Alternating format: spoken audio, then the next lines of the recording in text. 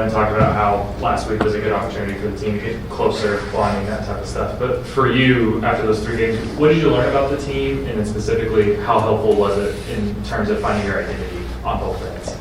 No, we knew we were going to find a lot out about ourselves playing that competition and doing that. And I thought, things I found out is that they can take a punch, and I think the teams get up and they keep coming back, and then find a way to win. And I thought we showed some resiliency of in those 3 days, just to continue to find games, winning 3 games at that level when all the games weren't decided until the last minute, and to live the horn. And so I thought that I learned a lot about them. One of the things I've liked about how this team's evolving is the togetherness, the lack of entitlement, with the guys. And so I've seen that with them, and you can just see them prepare. Because there's a lot of, you go to game to game to game, and just the preparation, the want to prepare to win. And it was a really connected group. Found out that some things we got to do better, and just saw a lot of resiliency with this group. We'll go Tom and then James. Before the season, you mentioned that you're eyeing December as a possible return for Jeff to start practicing. Any update on his progress there? Yeah, he's doing full individual workouts.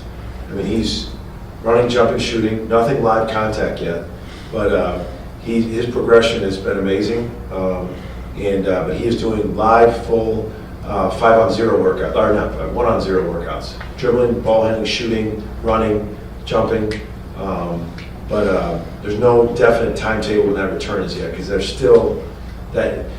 I did my Achilles. Now, I did my Achilles at 37, not young and athletic as Jeff. I've never been athletic as remotely as his right wrist. There's a confidence issue when you come back with your Achilles, because it's such, to push off and jump and to cut with that Achilles. So there's one thing doing these workouts, and another thing's doing the live workouts. So we're just going to keep the progression going. I'm listening to the doctors and Seth, but he's been progressing great. And how's Jadon's back? Jadon, he hasn't practiced yet and everything, but he's feeling better. And I think the back is just always tricky, because if it's no use doing like 1-on-0 workouts if your back is still bad.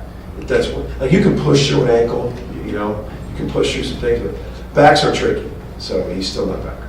James. Luke got a lot of run in this tournament, Yeah. and you got Bryson back too, so you're deeper now. As you look at your personnel, how do you think it's fitting together after? Better. The first 4 games, there were teams that switched 1 through 5.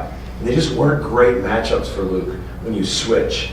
And then we knew going to this tournament, they were going to play a lot of drop coverage. And we just felt, we talked to Luke beforehand, you being able to pick and pop changes things. Like, you're not a role guy. So immediately we saw the difference. And he stepped up, and I've always known Luke can shoot, and I was excited for him to see. He had big contributions in all games, but he got rebounds in traffic, and that was so good to see. His defense was better, his rebounding, his aggression, and I'm telling you, that is a great sign for our team, because he's just a different weapon. At 6'11", if he's a threat that can shoot it like pick and pop and shoot, it's just different. And then getting Bryson back. Bryson hit big shots. He had that 4-point play. He hit in Providence. I think he had 7 or something. But getting contributions from Bryson and Luke in each one of these games absolutely helped out in this tournament. Ryan and Mason. Porter, you mentioned all 3 of those games kind of going down to the horn. I know you've got veteran guys. How important is it to get those veteran guys to be in those closing situations together, though, and kind of grow through that? It's interesting. So you didn't see any panic. You didn't see anything. We were communicating. We were talking. You can tell that Duke and Kobe been in a lot of games together. Not together, but in a lot of games. But it just builds confidence. I mean, Kobe made a comment to me. He was in Atlantis last time, and he went 0-3, and he was so fired up to go 3-0. So it was. I liked it was different guys, different nights, and for Jalen Moore to have the night he did, his first night, and end up MVP, speaks to a mental resiliency that's growing within Jalen. because he was really down after that first game. Even though we won, he was happy with the guys, but like, God, I can play so much better than play. And man, to have the 2 games that he did following that, that's mental toughness. Mason. Porter, just what was it like watching Jeremiah just continue to kind of come to himself every weekend? What did you see from him? I saw him a passion to win. You could just see it wasn't about that stage and him doing well. Like he was in the moment to win. The thing that I also saw is an attention to clean up mistakes. He had an attention to detail. Like he saw, I think he had 8 turnovers in the first one, and we know he's going to have some because of the aggression and the pace he plays with. But then to cut that in half at Arizona, that was a big part. I thought he played a really, really solid floor game. And then part of the growth is learning how to play with foul trouble. That's the first game he's been in foul trouble, was Louisville. And you learn from it. That's why I threw him in with 2 fouls in the first half, knowing that I was going to need him, just say a little Hail Mary that he was going to pick up his third. But I wanted to get him in there just because of his age and, that and all the hype going into the game before in Arizona. And he hit a 3, and I was like, okay, good, I can get him out of it. But I wanted him to, I joke, but I wanted him to get into flow. Sometimes when you sit there 14 minutes, back in the day, I used to be like, you got 2 fouls, you're sitting. If you get 2 fouls early, I'm going to try to find you a couple more minutes somewhere and just really talk to you about playing smart. Because it's really hard to sit 14 minutes and then start the second half.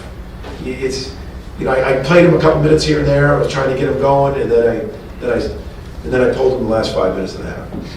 Go Colton and Carson. Porter, you guys have got off to some hot starts to start seasons, throughout your tenure here. Just how important are these next couple of games against some tough competition to kind of learn how to, for this group, to learn how to win and kind of maintain it as conference play comes? Yeah, most important game is Georgia Tech. I mean, it's just, I have never changed in my resolve on how we approach stuff. It's the biggest game is Georgia Tech coming in. It's a fast turnaround to go and come back Tuesday night. So our guys know it, but we're going to spin it the right way. Let's keep playing. Let's keep getting better. So it's, for us, it's all about this next game tomorrow night. Sure. You probably don't put a whole lot of weight on preseason rankings as a coach, but seeing you guys be picked 15th out of 16th in the SEC, what kind of chip on the shoulder do you think that was for you guys as players? Do you think that, maybe made them a little bit more aggressive, kind of made, I don't know what the right word is, but just made them a little bit more aggressive? The thing that I've been in that position before, and I remember sitting here talking about it when the rankings came out, and I've been to that position to where you don't get preseason ranked, and it's what you talk about within your locker room walls. We talked about like that. The only thing that matters is us.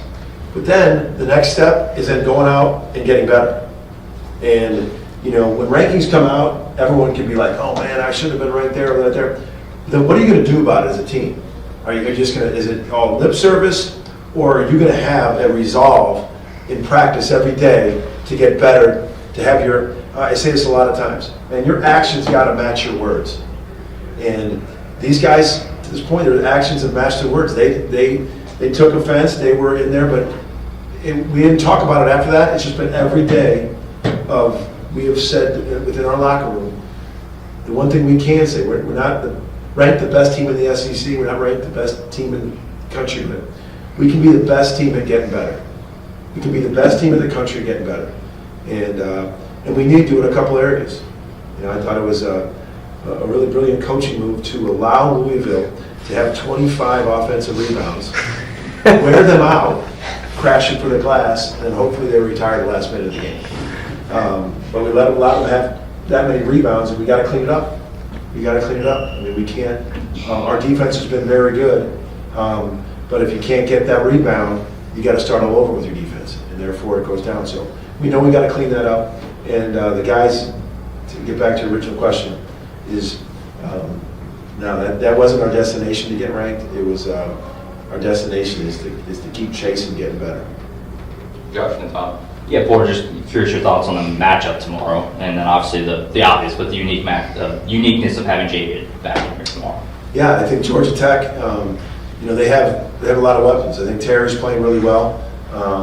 I think George is number one, their point guard. is the best passing point guard, I've watched on film, and I've watched a lot of TV. He had 11 assists the other night. He can really pass. He can pass at all levels. And I think he makes them go. I think he's really good. Nabongo is on draft boards. They start 6'10", 6'11". For Javian, you wish him luck. I mean, I don't no hard feelings. And that's the way the world is with the transfer portal. It is, you want to retain guys, want to get them better, and if you don't, you can't sit there and fret about it. You move on. You wish him luck. We go our own way. And I know he didn't play last game, so we'll see. But there's been no hard feelings on our part. Once that, it's almost a new way of life. You do everything you can to keep kids, and they decide to go somewhere else and move on. And he did, and we did, and that's our storyline is Duke and Kobe and Jeremiah and Dayton. Those guys have been really, really getting better and doing really good for us. Or on the flip side of it, Jalen playing his former team. I know it's been a couple years and it's a new staff over there, but do you have to? I'm sure he's been looking forward to this, but do you have to kind of get him to harness that focus so he doesn't get caught up in the moment? There's very few players that you're trying to turn the temperature down on. Jalen, I love him, and I don't even want to harness him. We got to be smart with it and let him know it's just another game. But his energy that he brings, man, I love coaching his energy, and if we got to coach him a couple times just to settle down, we got enough of a relationship we can talk like that. But I love that he's hyped to play. I love that the guys love him and that he's bringing them along to play. And so not a concern for me. Ask me that at halftime. Holden and Dylan. Yeah, Porter, I know Dan Hurley made some comments about how I didn't really like the multi-team events. Just curious about your thoughts on them, because it seems like you guys have done pretty well the past few years in them. It's just not, I haven't even had time to think about it, so I got no comment where I like them. All I can speak to is we had a great experience with Atlantis. The people there, it was first class, the tournament was run first class. And obviously, we did well, so I can't speak about anybody else's thing. I can just speak about our experience. It was great. But I will say this, there is a thought to it, because it's very, very tough to play 3 games in 3 days, travel back, and you're trying to just jump right back in the film room preparing for the ACC Challenge. The timing was, but you can look at it. You can look at anything in life, half glass, half full. If we had a week off, then we'd be saying, God, we got a week off. We were playing well. Now we got to take a week off. That'd be the questions I got. So I'm going to look at it, my positive outlook, like, let's go play again. Let's prepare. Let's go to work and play again. Dylan. Kind of going back to what you mentioned about Jeremiah, how much are you still sort of learning and experimenting with not just the young guys, but some of the transfers, in game? How much are you trying to figure out how they handle different situations just throughout the process of it all? Well, it's not me just trying to figure out how they handle them. It's almost like you got to handle it. Like we're in this thing, like a Glenn Taylor. I had a lot of confidence in Glenn. How did Glenn have? We counted on him. We brought him in here, being older, to handle situations. And man, he had 2 huge buckets for us down the stretch. Played excellent defense, and that's what we brought him in for. We lost Jeff, and we got him late. He's been into some games. Duke Miles comes from a winning program. Every coach that ever played for him said, "Man, Duke makes big plays." That inbound plays, free throw, and getting into makes big plays. Same with Kobe, and it's an expectation. It's not the scrimmages early on where we're trying to figure out who does. Now we expect them. We talk about in practice. We do have situations. There's an expectation. This is how we got to handle this. So it was good to see it, and then we just got to keep growing as a team, man, because every game right in front of you is going to be a huge game, and I don't care who you play. We're going to be playing that team tomorrow, Georgia Tech. Right. Porter, you mentioned new way of life in college basketball. Is it even weird anymore to prepare guys to either play against your old team or guys that have transferred in conference where you prepared for them for one school, now they're next year? Is that even weird anymore? Is that just kind of normal now? I'm trying to think if it's happened to me yet. You guys probably know more than I. If we played against anybody we transferred against. Well, because even if it's not necessarily like a Jalen or James, Oh, really? but guys that Josh Fedora. yeah, that have like moved in conference that you prepared for in one jersey. The next year they're playing in a different system. Like, is that stuff just weird? I mean, it's weird. It's not what I signed up for, but it is. We got to lean into it. I mean, you have two choices. You can sit there and feel awful, complain, and use it as an excuse, or you can move on. And I think you got to move on. I was last spring was tough. You had a lot of guys back, and you didn't. So we moved on. We went and got us some other really good guys. And I couldn't be more excited about the guys we got in our locker room. That's all my focus is. I really haven't. I mean, it hasn't been this motivational speak again for Javion. It hasn't been anything like that. It's about this is what Georgia Tech does well. This is what we got to do. This is how we got to come back. It's just a way of life. Because I think in a couple, when it starts NIL, this is probably the fourth or fifth cycle. You're going to be, if you're going to sit and fret over who you're playing against, guys that were at your school, you're going to drive yourself crazy. So, you just got to move on. It's just got to get over it. It's the way of life, and then get guys in here, and then you go to battle with them, and that's what we do. You got to love these guys that are here, and I do. And we're excited to go where we've done and go play some more. Cool. Thanks, Coach. Thanks, everybody. Thanks, Coach. Sorry, Tom. Thanks. Glenn, I guess just now that you've had time to reflect on it, how was that trip to the Bahamas for you? What do you feel like you and the rest of the team learned about each other through that tournament? The Bahamas was amazing, man. We came there for a business trip.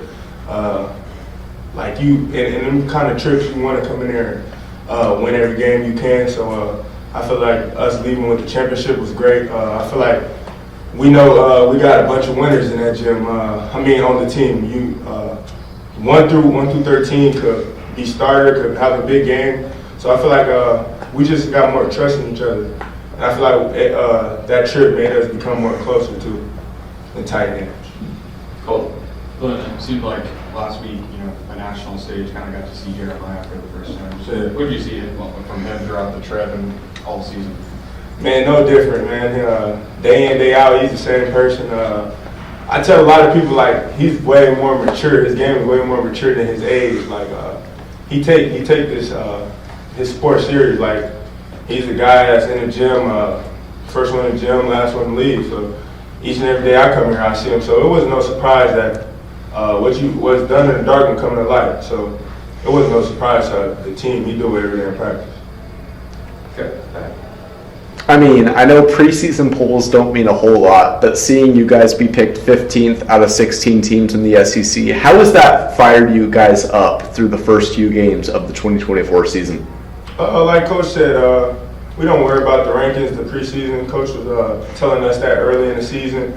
The guys in the locker room, we believe that we were one of the best teams in the SEC, and we was going to show everybody. And that's what we're doing. We still got more work to do. But I feel like we're woken a lot of people up. Jesse. When you mentioned how important the week was for the team getting closer, things like that, but in terms of on the floor, how important were those few games in terms of finding an identity maybe on both ends of the floor? It was very important, especially playing 3 games in 3 days. We just seen how tough our team was, especially playing the guys that we played. We played great teams, Arizona. We played great teams. So I feel like that was big. I'm very appreciative of us being in that tournament, especially with me. My last 2 tournaments didn't go well in my career, so I feel like for all the seniors, it was a great way to go out and a great way just to start and going into SEC play. So I feel like it was big. Well, you mentioned that you had some big buckets in that Louisville game. Just how important was that for you, just in terms of your first season here, getting more comfortable, more acclimated, things like that? Yeah, so my game is, I try to do whatever to win. So I feel like coming down in the crunch, I knew a lot of guys was tired, like Jay Moore. He gave us a big boost, that whole weekend. Jeremiah, a couple of the guys got in foul trouble. So I knew I just had to assert myself some type of way, and I just let my game take over, honestly. I trust in the process, and I believe in my game, and I'm confident in my game, so it just came to it. Yeah. But it seems like when you're on the floor, you really help out the team rebounding-wise. I know it was a tough rebounding day against Louisville. You Yes. guys won the game. Yeah. Talk about that aspect of the team. You guys rebound better in the future, you think? Yeah, that's a big thing. We knew Louisville was going to come in and crash the grass, especially with the lineup where we started a little bit small. So we knew that was a big thing, crashing the glass.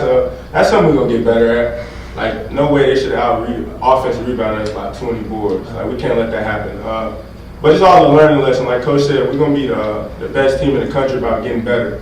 And I feel like that's what we hung our head on, like, each and every day, each and every game, just getting better. So you for sure see us get better in that aspect. Ryan?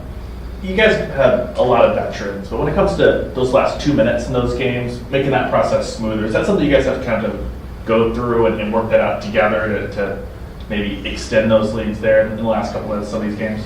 Yeah, like our last few games, I feel like we've been doing better with just getting stops. I feel like early in the season we really wasn't getting them stops, but we had the lead, so it played in our favor. But yeah, like you said, a couple of them guys, because we're all mature and older. Even our younger guys are mature and older. So I feel like that's going to be big, especially coming to SEC play. Every possession matters. So I feel like we got to be big on that. Cool. Porter talked to us after the East Texas A&M game just about the conversation you had with you about coming off the bench, and you obviously had your best game that game. How do you kind of use that to build yourself more as a leader and then kind of build off of that? Yeah, I feel like these last few games when we've been starting small, we've been off to a great start. So I feel like what Coach Porter's seen, and I trust in his process. I feel like I know whenever I come off the bench, I'm gonna try to give him my all. I'm gonna try to help and insert myself to win, to do whatever for the team that takes the win. So it's either that's rebounding, scoring, my defensive presence, or whatever. So I feel like I trust in the whole team trusts in Porter and the coaching staff plan for us, and it's been working. Trey? Glenn, how can you guys carry the momentum that you picked up from the Bahamas win, those 3 big games down there? How can you carry that into the game against Georgia Tech tomorrow and the remainder of the season moving forward? Yeah, like we all know, it's a quick turnover. We really didn't get a day off. We was in here yesterday, so I feel like it's gonna be great. It's really gonna show what our team, how tough our team is, especially not having a day off, playing 3 games. 3 games in 3 days. But I feel like we're all fired up right now. I feel like everybody knows we got to bring it tomorrow. Georgia Tech's a great team. A couple guys transferred from here, as we know. So I feel like they're going to bring their best game. So I know we just got to be ready. Everybody in the locker room knows that. Okay, hold it. Just, you mentioned that. Do you guys ever talk about that, or just in this portal era that, so many guys transfer, come and go, stuff like that? Do you guys talk about playing JV tomorrow? I know you weren't here, but some of the guys were. Yeah, a lot of the guys know. He was a big part of the team last year, so I feel like we all know. We don't really talk about it a lot. We really more on like focusing on our group and what we have to do and the little things we have to do. But we all know if he does play, he's going to try to have a big game. Any additional questions for Glenn? Okay, thanks, Glenn. Thanks. Thank you.